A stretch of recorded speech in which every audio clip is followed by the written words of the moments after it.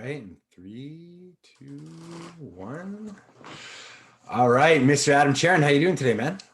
Good, and yourself?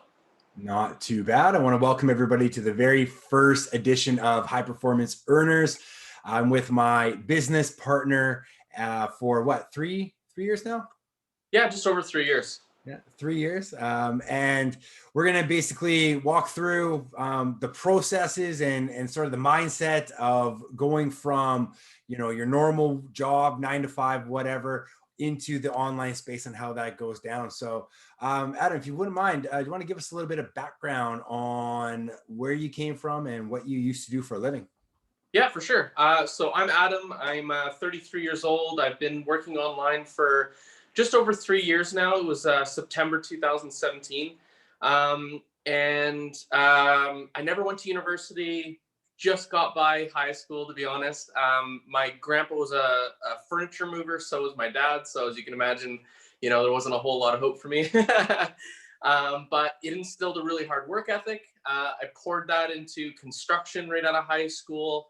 The money wasn't good enough for me, so I decided to go to the oil fields because that's what you do when you're in your young 20s and you want to make more money. So I took my hard work ethic there. I was there for about 4 years. I had both my kids while I was out there. Married my wife while I was out there, and then of course in 2014 the oil crashed, which was like right after, I mean, like 2 months after I had my second kid. So it really sucked. I ended up actually moving my whole family in with my mom, which is pretty crazy, back in my old hometown. We were there for about 4 or 5 months, I believe, and then I actually moved to the mainland, to a bigger city, to start working construction again.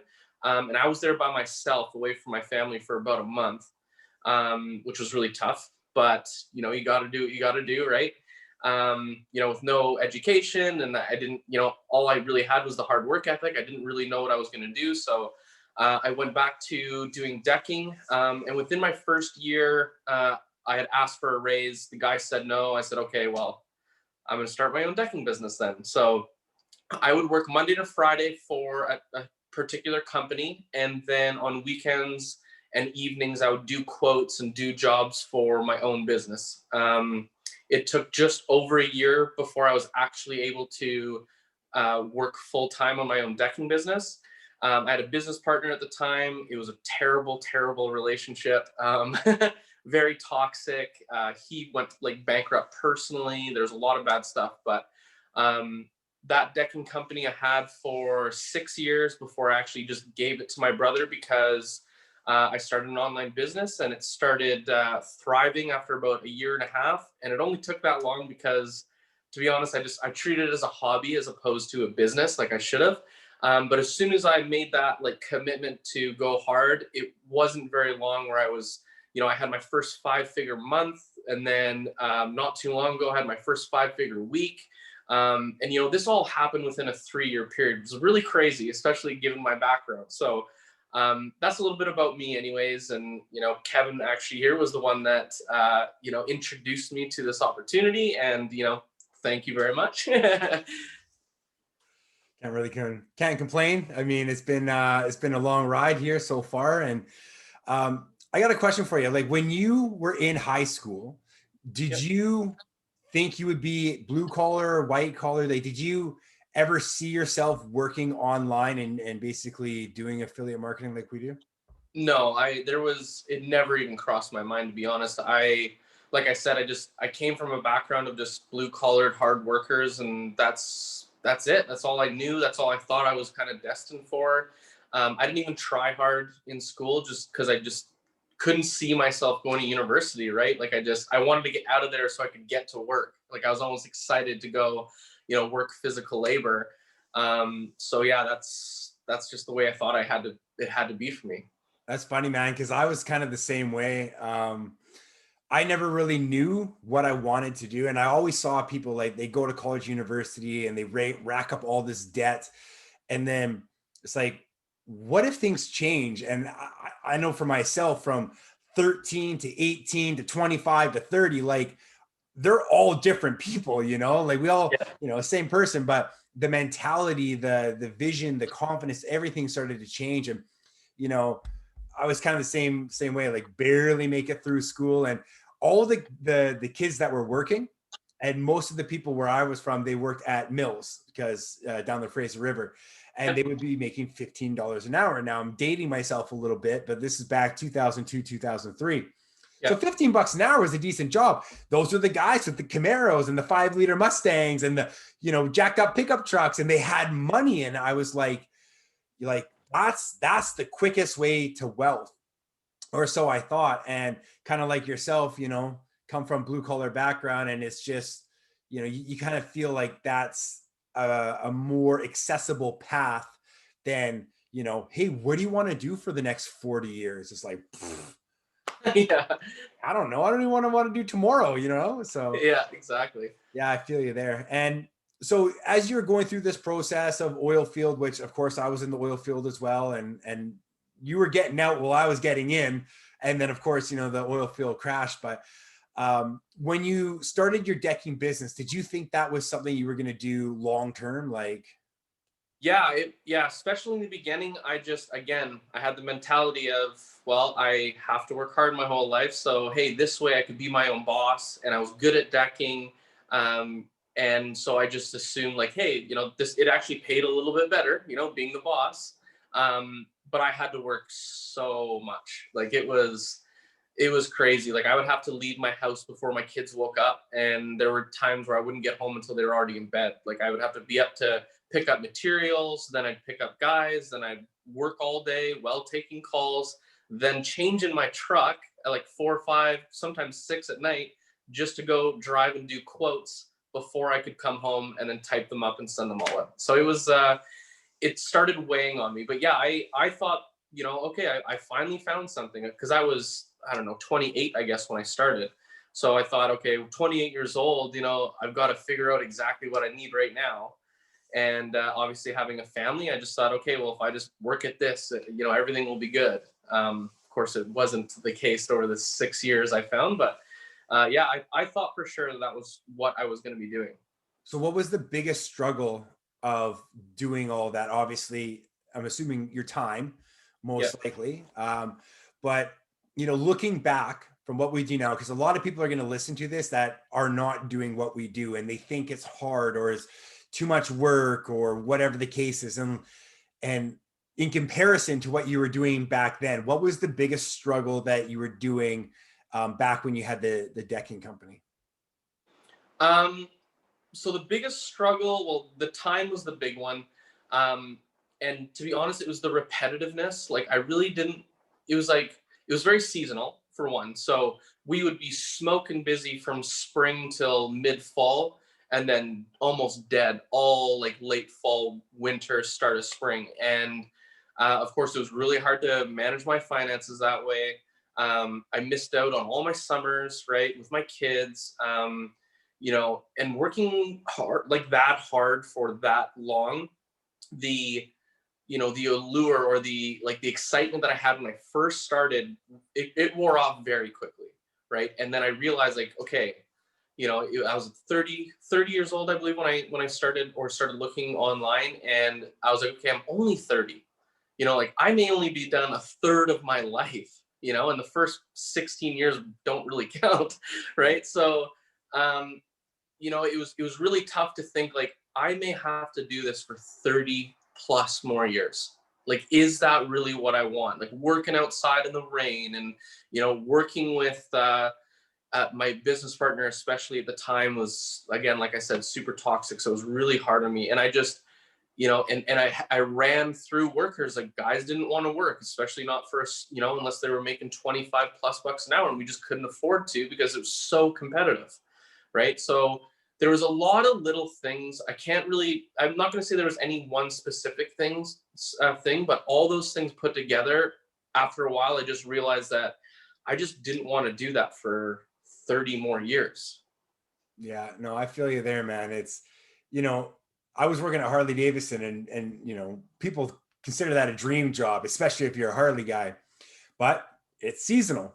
So again, smoking busy from start of spring till end of fall. And then in the winter time, you're basically suffering. And it's hard in the winter because you have the holidays, you know, and like you have to budget yourself throughout the entire year. And if you don't do that correctly, then it's all the extra stuff that goes, because you got to keep the lights on, you got to put food on the table, and it's the precious moments and the memories that you end up having to give up, because obviously, you know, it all comes down to the almighty dollar. And if you are consistently having to trade your time for money, which is again employment or self-employment for the most part, you get bogged up. And again, it was around 30 years old for myself when you start looking back at the last 10 years and you're like, wow, not much has changed. You know, and like you start to forecast out 40, 50, 60. Do you really want to work till you're 60 years old?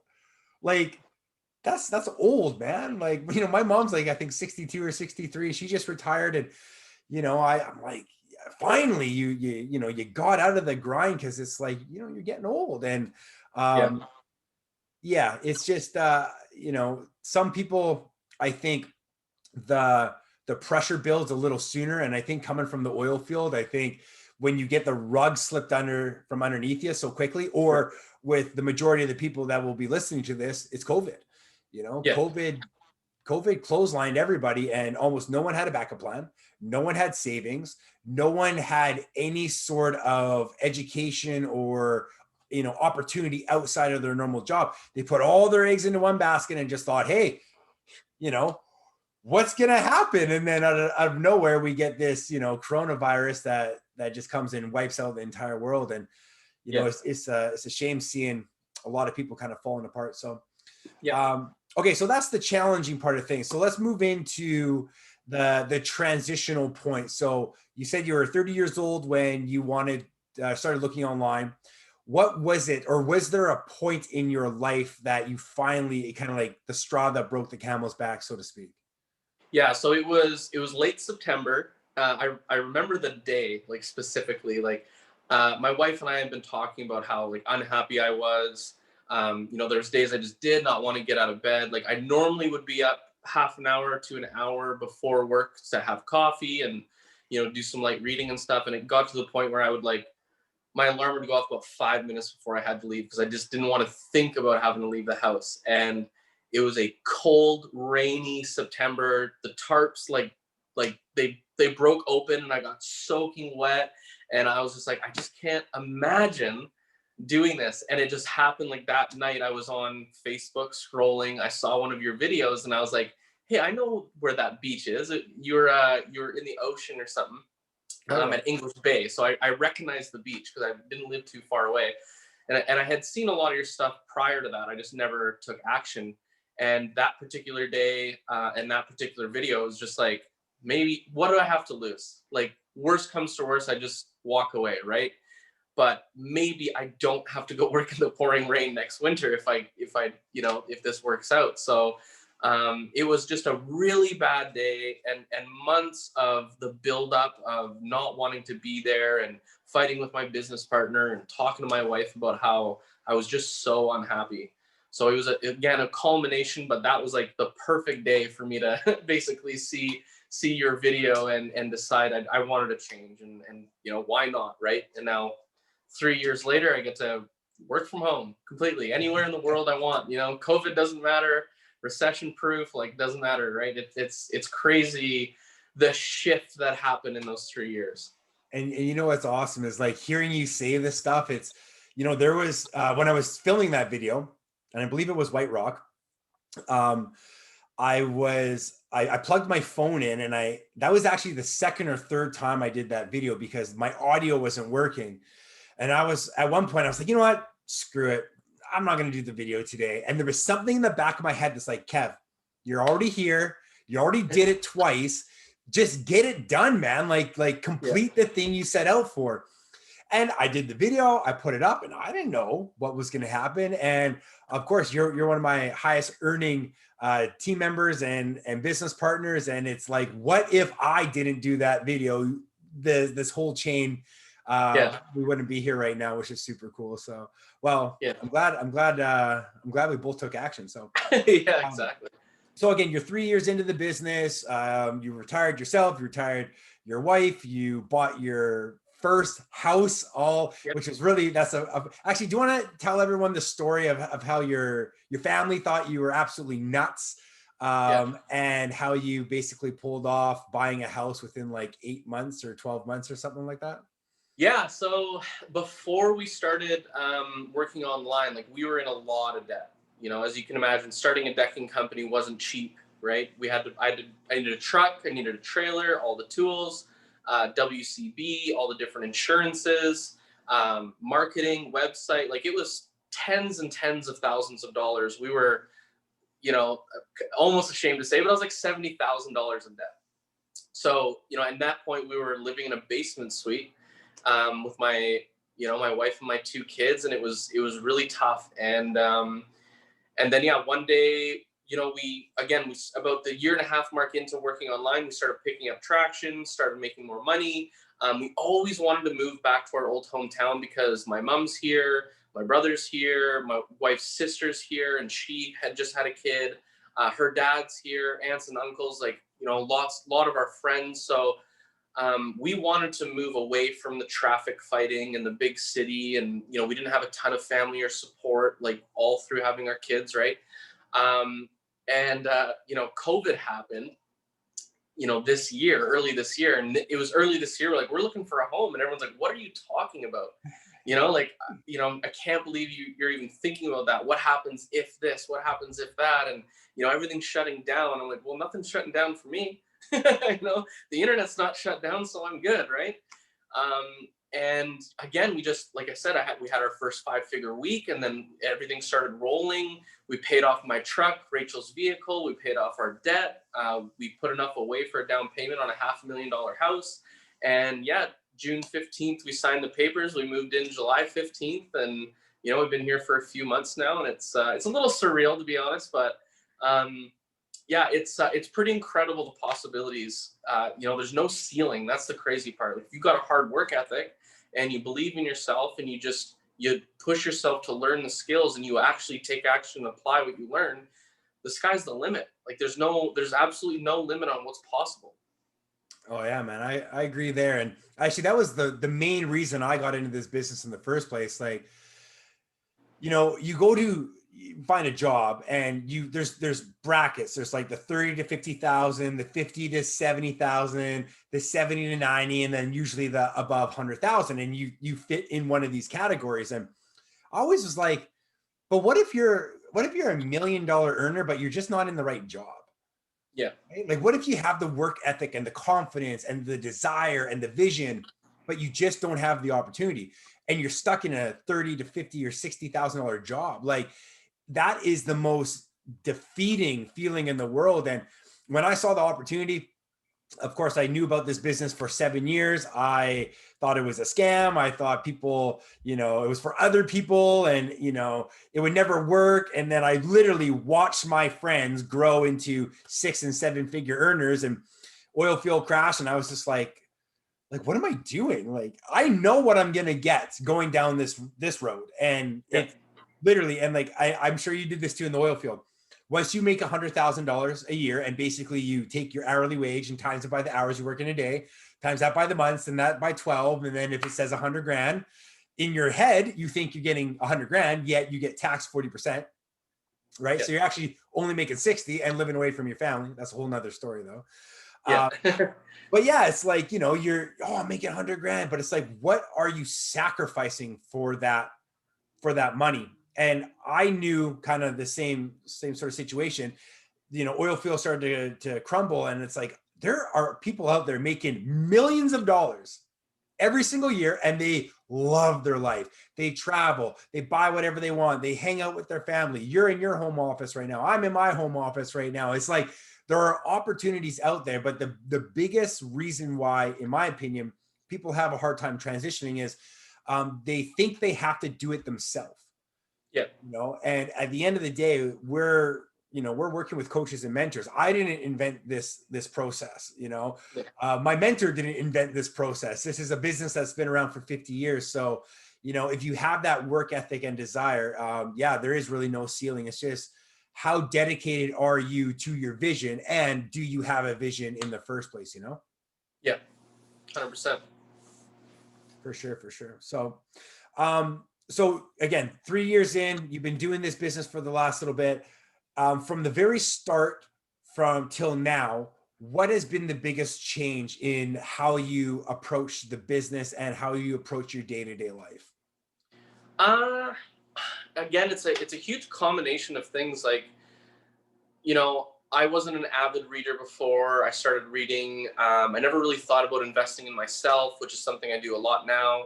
Um, you know, I had a lot of hidden potential, so to speak, and I never really thought about that until I started learning new skills and started applying my hard work ethic to investing in myself.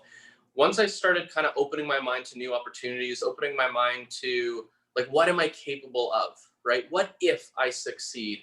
What if I am the type that can make this happen, right? As soon as I started switching the narrative to what if it's possible as opposed to what if it goes wrong, like, that is probably the biggest switch for me, was that mindset shift of, like, I can do this, and what if, and where can I go, and life just gets so much more exciting when you think about what's possible as opposed to all the bad things that could happen, right? So when I made that, again, about the year and a half mark, when I decided to commit and I started to really invest in myself, my business grew. I was happier. I got more excited about life. Um, Everything just changed, and it's a really cool feeling when, like you said before, this isn't something you have to do on your own. So when you have someone that's coaching and mentoring you, and you have a team of people that you surround yourself with that are all positive and they're all goal oriented and they're all pushing you forward and sharing wins and seeing other people succeed, it's just a different environment, right? Like, being in construction oil field for myself, it was not a great environment to be around, right? A lot of negativity, a lot of complaining. You know, you never felt like you were paid enough. That was a big one too, right? But when you own your own business and there's no ceiling, you get paid exactly what you're worth because you can do it. You're in complete control. So taking my hard work ethic into my own business just made me more and more money because I kept growing as a person. And again, there's just no ceiling. So once again, it's the mindset shift, right? Like, okay, what can I do now, right? At the start it was like, what if it goes wrong? I was a little worried, right? Not sure if this is for me. And then all of a sudden, you build the momentum, and then things start going right, and then you make a little bit of money, and then you make more money, and then people like look up to you, which is crazy because you're helping other people. And then all of a sudden it just, the snowball effect into, like, huge opportunity and, unlimited potential. And it's such a cool feeling, and life is so much better when you're always excited about the next step, right? Like, what was I going to be excited for in the oil field? Like, oh, maybe one day I'll be a driller, or maybe one day I'll be a tool push, right? Construction, it's like, oh, I wonder if one day I'll be a supervisor. But then I remember, like, looking at those supervisors and being like, I don't even want to be there. They don't make very much, more money than me, right? Even working decking is like, how can I make more money? Well, I would need to train way more crews. I would need to get way more clients. I would need to have 10 times more headaches. And even still, because it was so competitive, again, it's not guaranteed. COVID would have wiped me out most likely. Like, a lot of sites got shut down. People don't want trades in their homes or around their homes. So again, relying on outside sources or outside things on my own income, when this business, it's all reliant on me. It doesn't matter what happens in the world. It doesn't matter who the president is. It doesn't matter about a pandemic. It doesn't matter about anything or taxes or whatever. I am always in complete control. And unless the internet shuts down, I really don't see there being any, falling away from it, which is really cool. Yeah, and even if the internet shut down, we could still do this old-fashioned way. So Yeah, true. Yeah. no, that's crazy you bring that up, man, because it's like, it's true. In the oil field, I remember my project manager, he was making like 250 or 300,000 a year, had a beautiful home in Kelowna and a boat and all this. remember looking at him and he was all kind of cock of the walk about it. And I was like, you're still here, man. You know what I mean? Like, you're still at the same place I am. Whether you go home and you have a little bit more money, you're still coming back. You still get up at 3:30 in the morning to go to the gym, to get to breakfast, to get to the bus by 6:10, to get to the site by 7, to work 12 hours and do it all over again. It's like, Yeah. you know, and another thing that you mentioned about, you know, making as much money as you want, it's being able to pay yourself first, which is massive. And again, this is information that if people understood, and this is all in Rich Dad Poor Dad, in case anybody wants you know, a resource. But when you're an employee, you pay a percentage of your hard-earned money to the government before you even get yours, regardless. There is no, you know, you have no say in what you keep and what you give away, where when you do become self-employed or a business owner, you start to pay yourself first, and then you pay your company second, and then the government, they get whatever's left over. You know what I mean? And we don't want the government to get much of our money. We want them, you can have whatever. This is my share. You know, I'm putting in my you know, my part or whatever, but who wants to give 30% of their income to the government every single year? I mean, it's ridiculous. And again, it's just starting a business. Any business is going to save you thousands of dollars on your income tax. And I got into this because I knew I could make money. But the first year where I think I paid, I think I made 50 grand in my first year, 100 in my second year, 180 my third year, 267 in my fourth year.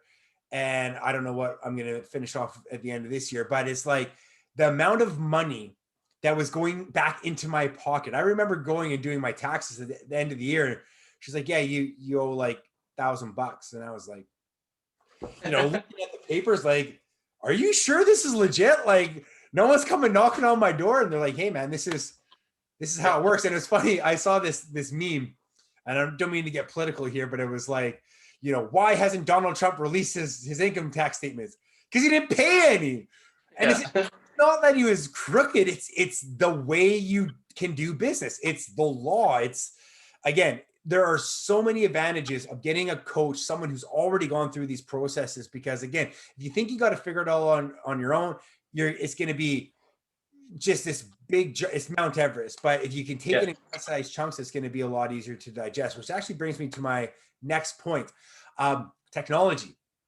There are a lot of people that are going to watch this and go, hey man, I'm not a tech guy. I can barely use a computer. How was that? Or I guess, what is your perspective on the level of tech skills you need to have? I know you're outsourcing a lot of your work right now, which is, of course, the goal is, you know, become a business owner and pay other people to do the things that you don't want to do. But overall, what level of tech skills do you need to have to actually do what we do? If you can work your cell phone and you have a Facebook account, you're pretty much good to go. You know, I mean, I again, like, no university. I had a lot of stuff go on, like, you know, just construction. Obviously, all I had was a cell phone. You know, other than, you know, playing Xbox once in a while, that was about the highest tech that I used, right? But that's the cool thing about this, is that everything's in the training, everything's step by step. It's all videos. It's really easy to follow. And if you already have a hard work ethic anyway, all you have to do is apply that hard work ethic to learning new skills, right? Anyone that has a job right now, you can ask them. They didn't show up to the interview with 4 years of experience knowing exactly how to do a job, right? Like, I didn't even know how to use a tape measure, you know, when I was until I was 12 or 13, right? But, you know, I learned that. I learned how to drive a car. I learned how to read. I learned how to walk. I learned how to use a measuring tape, right? All these different things. And then it's no different with working online or, you know, learning marketing and sales. Like, it's all there for you to learn. You just have to, you know, remove that roadblock of, oh, I don't know technology, because you really don't need to know that much technology. You just have to have the willingness to learn. Right. And you know, the cool thing about the technology we use is the majority of it is smarter than us, you know, which is super cool. And it's like, you know, I forget what the saying was, but it was, you know, it's 10% skill set, 90% tenacity. which Yeah. really, I mean, like, if you have the determination to do what we do, this is literally, in my opinion, the easiest, most effective way to become a millionaire is to use technology to duplicate your own efforts. And it's, 100%. you don't need to be the best. You don't need to be, Jordan Belfort or Grant Cardone. You don't need to be a sales guru. You just need to do it. You just need to produce and actually show up every day. And if you keep doing it, the compounding effect is going to take effect and Yeah. you're going to start making some money. And again, most people are only needing like $3,000 to $5,000 take home every month to leave the job. Yeah, Right. exactly. I know you had like what, a $10,000 week, not too far back. Yeah, Right? our first one was January of this year, our first 5-figure week. Yeah. Yeah. Yeah. But when you make 10 grand in a week, like everything opens up. Like if I can do this one week, imagine if you can do it every single week, you're making $500,000. Right. And again, it's, we talk big game and, oh, we made all this money in 20, 30, 40, $50,000 months. And that's great. But again, it's not what you make, it's what you keep, right? Yeah. It's how much money is actually left in your bank account after you paid all of your bills, you paid all your expenses, you paid your taxes, then what do you keep? Because again, that's where you're going to be able to invest and actually move forward in life. So, all right. So, and we're going to, might as well tie this up with, I guess, another perspective. Mm-hmm. What would you say to anybody who's on the fence, 25 to maybe 40 years old, has a good job, making in between that 40 to 60,000 a year, maybe has a house, they're a homeowner, they got a couple of kids, college or high school grad, they want to get into the online space, but they're just a little hesitant, and they're maybe procrastinating a little bit about this. What would you say to these people? I would say go look in the mirror and really ask yourself, really ask yourself, are you okay with doing what you're doing now until you retire? And then ask yourself how long it's going to take to get there. Because it got to the point where I was more afraid of living the same year over and over again than I was of trying something new.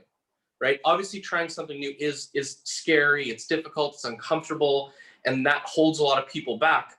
But they go to the same job every single day that they don't enjoy. And because we don't look far enough ahead, it doesn't scare us. So ask yourself, really ask yourself, am I okay to do this for 10, 20, 30 plus more years? And if it doesn't frighten you enough to make you want to go over the fence, then I don't know what to tell you. Maybe you're happy with where you're at, but chances are you're not.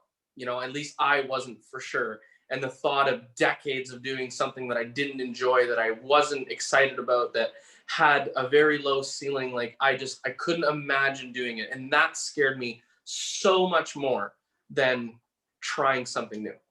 Hey man, that's exactly how I felt. 29-year-old sitting in the oil field, and I'm like, I'm 30 soon. Yeah. And I remember being a kid, in my bedroom thinking about when I was 30, what would life be like? I always called it big people money. You'd have adult money where, you just buy whatever you want. Cause somehow magically it's like you become 30 years old and you just get an ATM machine that never runs out. But I remember getting close to 30 and realizing I personally have done nothing.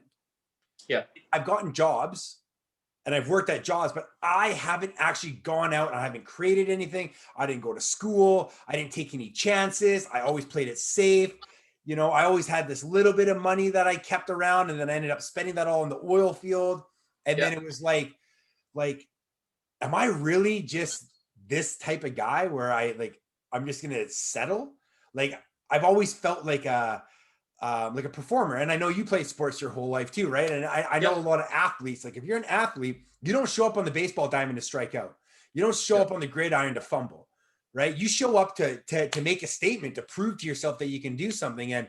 And I think there's some people out there that the pressure has to get strong enough before it really pushes you out. Because again, most people will work to save what they have than to get what they want. But when what you have is more painful, than getting what you want, then it's a lot easier to pull yourself through. And again, if you have a big vision, you have a team around you, you have the resources, you have the training, you have the system, you have the products, you got everything together, it makes things a hell of a lot easier. And again, if you got one of these things, or if you're holding a cell phone in your hand right now, you have all the tools of the trade. So I gotta say, I really appreciate you taking some time out of your day, man, to do this with me. This is the very first High Performance Earners episode. And again, man, thank you so much for coming out today, and wish you the best in your future. Absolutely, man. Thanks for having me. All right, cheers. See ya.